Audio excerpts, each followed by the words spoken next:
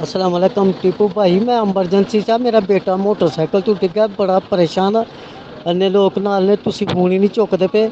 ਨਾ ਇੱਥੇ ਕੋਈ ਡਾਕਟਰ, ਨਾ ਕੋਈ ਕੇਅਰ ਕਰਨ ਵਾਲਾ। ਤੁਹਾਡੀ ਮਿਹਰਬਾਨੀ, ਮੇਰੇ ਨਾਲ ਰਾਬਤਾ ਕਰੋ। ਤੁਹਾਡੀ ਬੜੀ ਮਿਹਰਬਾਨੀ ਹੋਈ ਜੀ। ਮੇਰਾ ਬੇਟਾ ਹੈ, ਮੋਟਰਸਾਈਕਲ ਤੋਂ ਡਿੱਗਾ, ਉਹਦੀਆਂ ਪਸਲੀਆਂ ਟੁੱਟ ਗਈਆਂ ਨੇ, ਫਿਪਰੇ 'ਚ ਪਸਲੀ ਲੱਗ ਗਈ ਜੀ ਟੁੱਟ ਕੇ। ਤੁਸੀਂ ਕਿਉਂ ਨਹੀਂ ਹੁਣ ਚੁੱਕਦੇ? ਪੂਰਾ ਅੱਧਾ ਘੰਟਾ ਹੋ ਗਿਆ ਤੁਹਾਨੂੰ ਫੋਨ ਕਰਨਾ ਪਿਆ। ਪੂਰਾ ਅੱਧਾ ਘੰਟਾ ਹੋ ਗਿਆ, ਘੰਟਾ ਡੇਢ ਸਾਨੂੰ ਇੱਥੇ ਹੋ ਗਿਆ, ਲੇਕਿਨ ਤੁਸੀਂ ਹੁਣ ਨਹੀਂ ਚੁੱਕਦੇ ਪਏ। ਤੁਹਾਡੀ ਮਿਹਰਬਾਨੀ, ਰਿਕੁਐਸਟ ਹੀ ਤੁਹਾਡੇ ਅੱਗੇ। ਅਸਲਾ ਕੋਈ ਬੰਦਾ ਐਮਰਜੈਂਸੀ 'ਚ ਮੈਂ, ਕਿਸੇ ਨੇ ਮੇਰਾ ਫੋਨ ਨਹੀਂ ਚੁੱਕਿਆ, ਕਿਸੇ ਨੇ ਮੇਰੀ ਮਦਦ ਨਹੀਂ ਕੀਤੀ। ਇੱਥੇ ਮੈਂ ਐਮਰਜੈਂਸੀ 'ਚ, ਮੇਰਾ ਬੇਟਾ ਇਹ ਮੋਟਰਸਾਈਕਲ ਤੋਂ ਡਿੱਗਿਆ ਹੈ ਚੈਨਾ ਚੌਕ। ਕੋਈ ਸ਼ਖਸ ਮਦਦ ਨਹੀਂ ਕਰਦਾ। ਮੈਂ ਸਭ ਨੂੰ ਮੈਂ ਫੋਨ ਕਰਨਾ ਪਿਆ, ਟੀਪੂ ਸਾਹਿਬ ਨੂੰ 1 ਘੰਟੇ ਤੋਂ ਮੈਂ ਫੋਨ ਕਰਨਾ ਪਿਆ। ਕਿੰਨੇ ਕੁ ਕੀਤੇ ਹੁੰਦੇ, ਉਹਨਾਂ ਮੇਰਾ ਫੋਨ ਹੀ ਨਹੀਂ ਚੁੱਕਿਆ।